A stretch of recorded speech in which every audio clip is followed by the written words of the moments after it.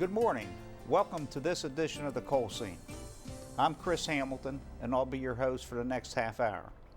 Joining me in the studio today are Bill Rainey and Jason Bostic with the West Virginia Coal Association.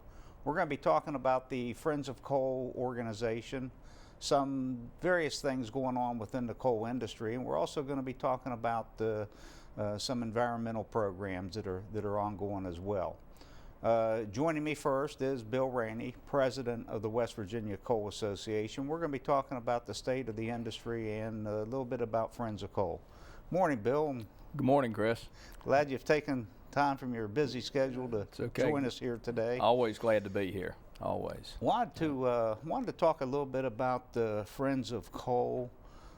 Maybe a good place to start is just a little bit of background about the origin and some of the activities it's been involved with. Well, you know, it started about 8 years ago, and it was an initiative by the industry to incorporate all the people that have some interest in the coal industry. Not only, you don't have to be a coal miner to be a friend of coal, but you have so many people across the state that are touched by the coal industry. They have uncles, brothers, cousins, aunts, and grandfathers and grandmothers, and everybody that someone in their family was touched by the coal industry, either the legacy and historically or currently and active and even perhaps prospectively. And we felt like that was something that we really needed to capture and go forward with in terms of bringing the positive benefits to everyone's attention. You know, you can talk about how much taxes you raise and how many of those kinds of things, but it's that very romantic personal involvement with the coal industry that causes such a rich legacy, not only with the state of West Virginia, but with the industry, because as you know, our industry has more camaraderie among the workforce than probably any industrial workforce anywhere in the world. When the guys go in, or the ladies and the men and women go into the mine, the teamwork that is necessary is just unbelievable, and it's an orchestration of activity with the movement of equipment, and they do it with arm and hand signals. They spend more time, of course, with the people they work with probably than they do their families, and we wanted to capture that and capture it through a variety of sponsorships to show community involvement and how deeply, deeply embedded the coal industry is in the heritage and the fabric of West Virginia. And that was the reason for the Friends of Coal. Well, there's no question about miners sharing a special bond amongst them, and it's just so visible when you see them, whether it's at work, at play, or during recreational times. I don't think there's any question about also that the Friends of Coal's become a household name, not only here in West Virginia, but our surrounding states as well. We see the license plate, proudly displayed on a growing number of vehicles, around the tri-state area. What are some of the other, I know everybody's probably familiar with the Coal Bowl also, which matched the two states' primary universities against each other. Right. That was 7 years. We had 7-year run with the Friends of Coal Bowl, which matched Marshall University against West Virginia University, and it was just a great event, a statewide event that filled the stadiums both in Huntington and Morgantown, and had all kinds of activities leading up to it as well as following it. The pride of the state was shown through the two universities, but certainly through our people in the coal industry and ones that had an interest. They took a particular interest in this bowl game, and it was truly a West Virginia event. As I said, we've done that for 7 years. Last year was the last year the two schools will play. Don't know that they'll play again, but we personally think it'd be a great idea if they would. But right now there's nothing on the schedule for that to happen. Well, it was a well-anticipated event. Everybody looked forward to it. And, I draw back on, before the series actually, or maybe during the earlier part of the series, there was a lot of concern over these two schools meeting on the gridiron and concerns over, some of that perceived animosity. But I understand that almost went without a hitch, all those games. They did. Great It was very, sportsmanship. very smooth. We never heard any negative about it at all. And as I say, it was just a source of pride, not only for the two universities, but for the industry as well, to be the nameplate sponsor of that game and to furnish the scholarships that came from the sponsorship back to kids at either of the universities that were pursuing degrees in fields that were going to take them back to their homes in West Virginia somewhere. So it had a real hometown flavor to it. That's one of the things I don't think enough emphasis or publicity went with. All the scholarships, we all look forward to the actual game, and we knew many of the athletes. But there were, 6 scholarships every year? There were. Or a greater number? Yeah, there were, and that was a significant part of it, perhaps, as you say. You have the game, and it lasts 4 hours, and you get it all over with on TV, and everybody watches it. But the real meaning of it is the lasting effect that those scholarships have on the children's lives that were able to get those scholarships and pursue and hopefully return back to their homes. And typically they were children that came from the coal fields, one of the 26 counties that mine coal here in West Virginia. And we brought some slides today of different events that we've done during the course of this 8 years, and it's grown. One of them is the Friends of Coal Auto Fair that's shown here. It's held down at Beckley, and it's sponsored. It's the YMCA. It's one of the major fundraising events for the YMCA in Raleigh County, which has a broad radius down there because the YMCA reaches deeply into the coal fields. And as you can see from this picture, it's widely attended. There's great participation among the car enthusiasts. They bring absolutely gorgeous cars down there and spend 3 days at the soccer complex just outside Beckley, which was incidentally built on reclaimed surface mine land. It just occurred to me, I've been to the auto fair on a couple of occasions, and that may be the single, save the state fair, that may be the single most attended event within the entire state. It is. It has tens of thousands of people, and they have the Saturday night concert. Mm-hmm. And they have a named entertainer come in, and it's just miraculous how many people show up for that. And of course, Coach Neal and Coach Pruitt come down. The coal industry is featured, so many of our member companies are mm-hmm. sponsoring. They have a model mine that's set up oftentimes, and people get to talk about their craft and about how proud they are of what they do. And it's all displayed right here amongst the public in southern West Virginia. So it's a great, great event, and we look forward to that again. It's currently, I think, the 3rd week in July in Beckley. Always have top named entertainment as well. We do. Great bands, great events. They do, and the parachute team comes in from the United mm-hmm. States Army, and they always bring in the flags, and it's great. You're right. It's very much like the state fair on a smaller basis. So, and we have some other slides with us, I think, as well. And the SSAC sponsorship is something that we've done for about 7 years. And as you can see, the trophy is displayed with the hands of, I think that goes back, and that's probably a soccer championship. But we sponsor the trophies for the state championship and all of the 14 sports that are played in the high schools across West Virginia, each of the classes, single A, double A, and triple A.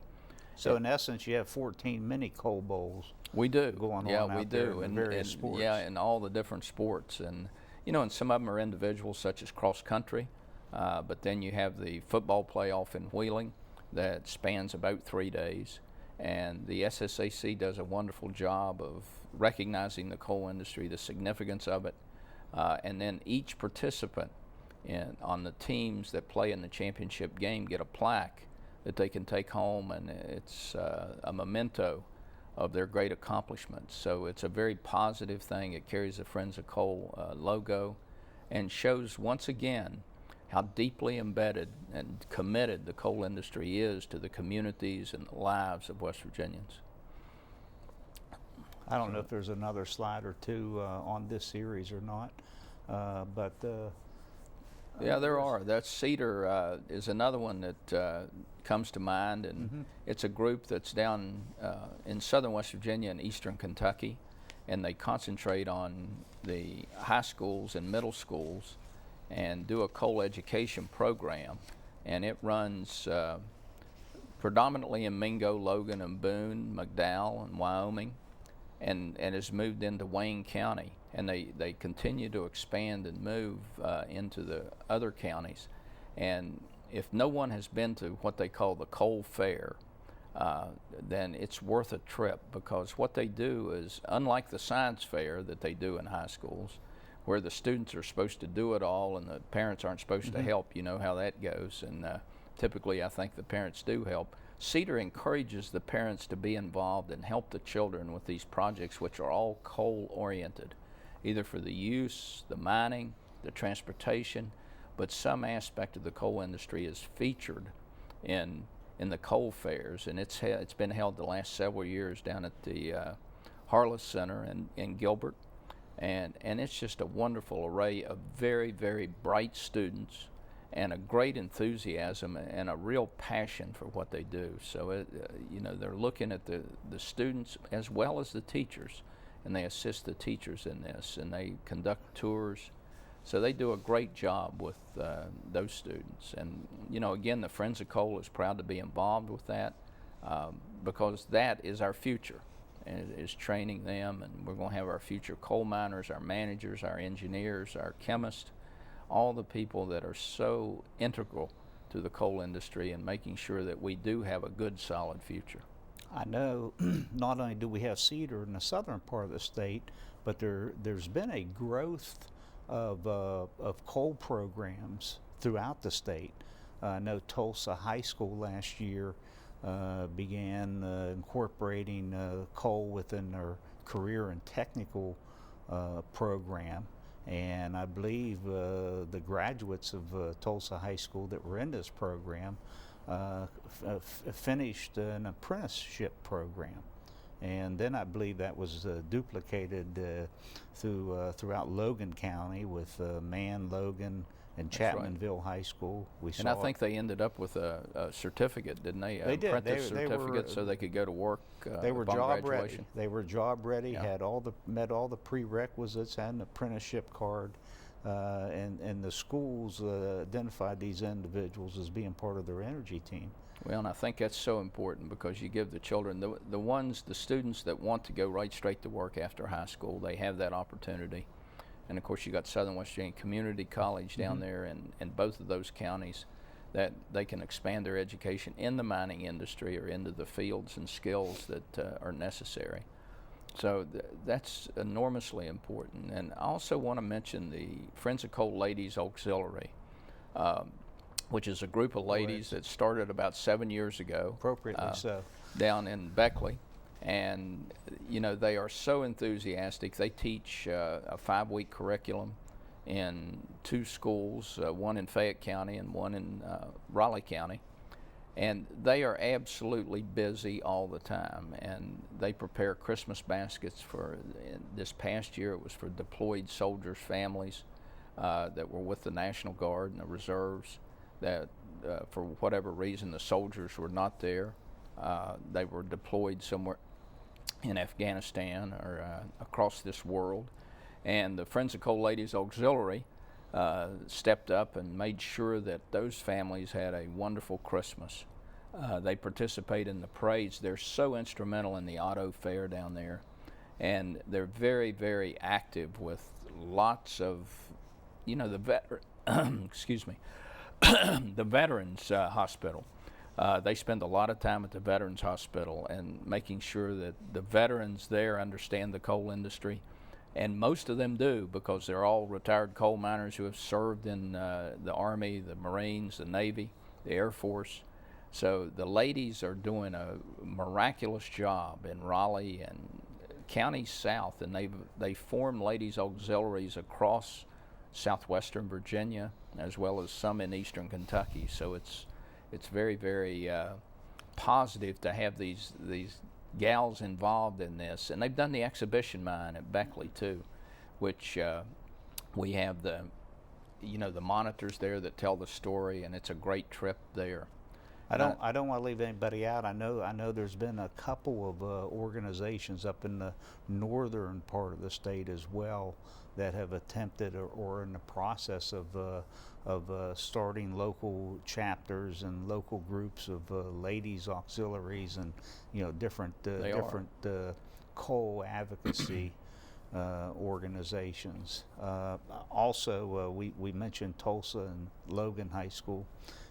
And I believe they were doing similar educational programs within the career and technical aspect of the high schools in Marshall County. I know Wheeling Park was looking at it, and Grafton was looking at doing something very similar. But we hit a period of austerity last year where instead of hiring people, we saw some slowdown, saw some layoffs, which affected all those programs.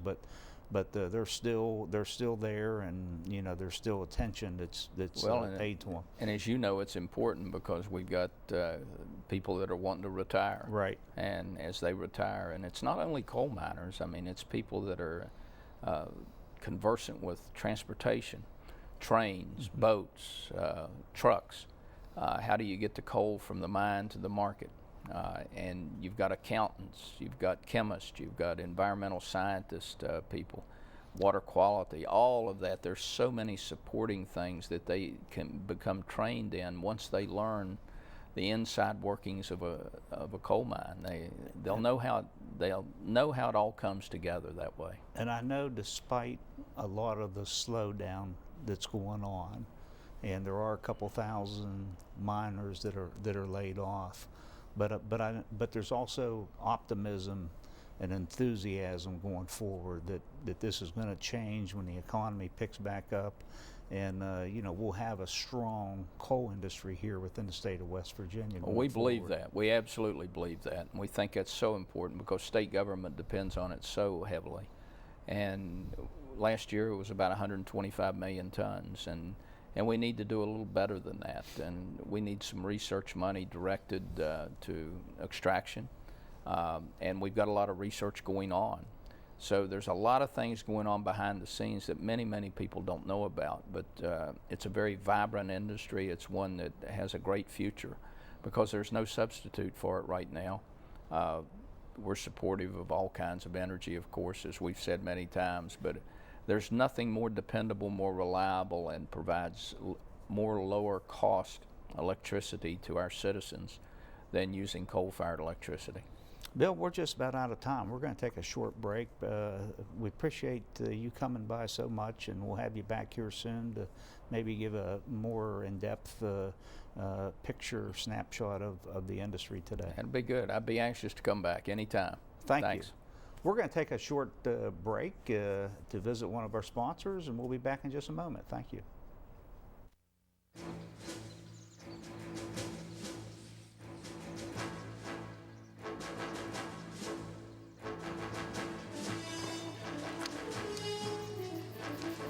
This is so cool, Dad.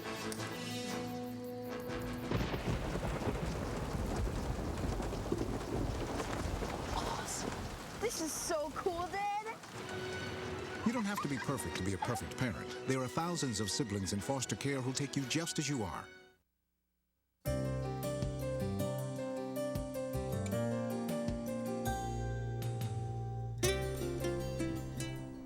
Welcome back to the Coal Scene. Joining me here in the studio is Jason Bostic, Vice President for the West Virginia Coal Association. Jason, how you doing? Fine, thank you.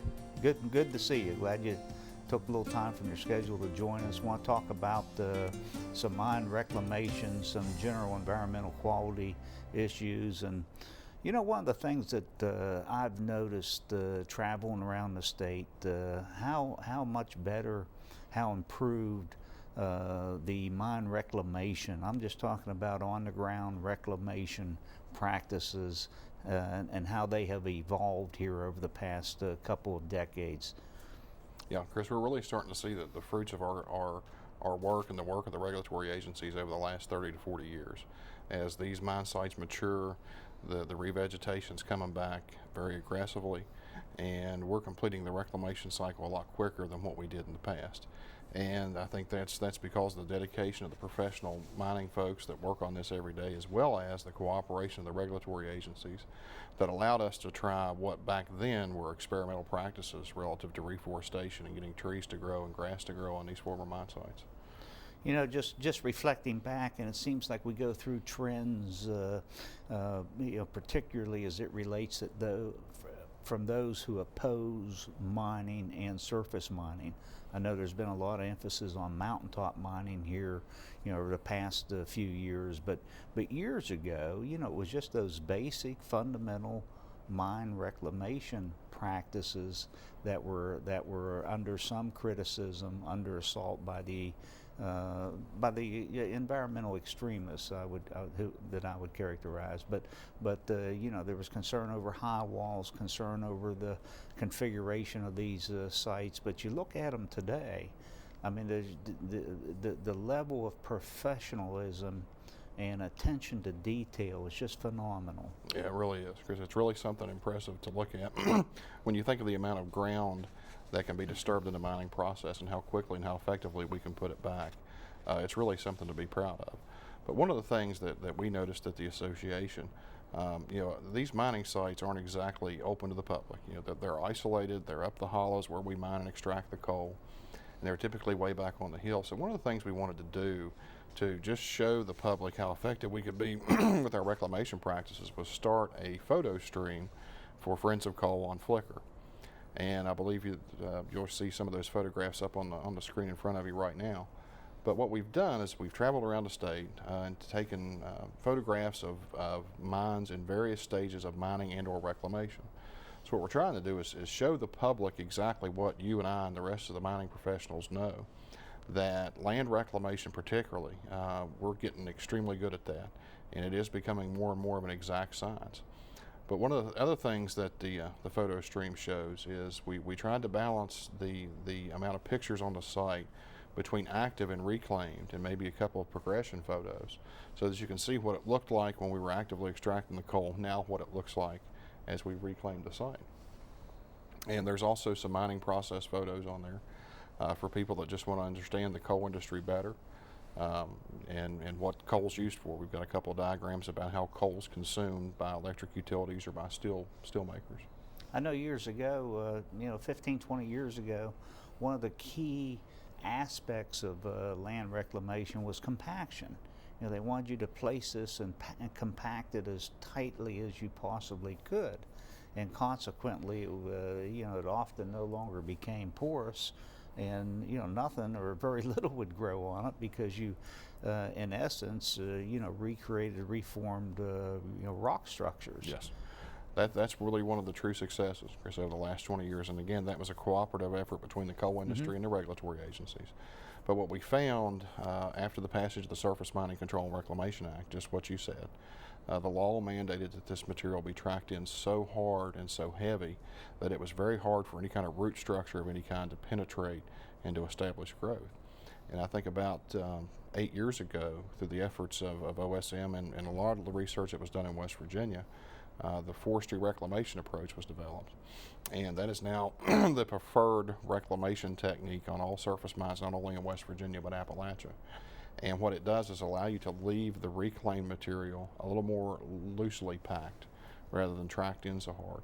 And we find that the tree roots penetrate that very well, and we get tree growth on a normally reclaimed site that would have taken 15 to 20 years. We can have that maybe within 5 to 7 years.